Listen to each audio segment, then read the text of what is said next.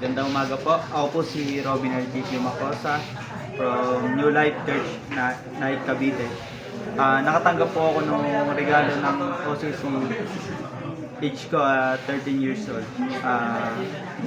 Ang feeling ko ang nag-experience ko na-surprise ko ako.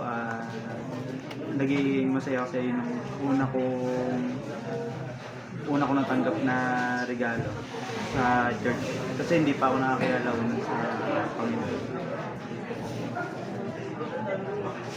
Yun, ang natutunan ko dun sa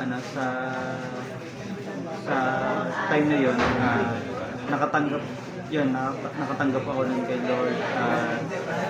Marami kaming mga bata na naging kaibigan ko. Tapos ang ko ngayon ako isang gitarista na dito sa church na to.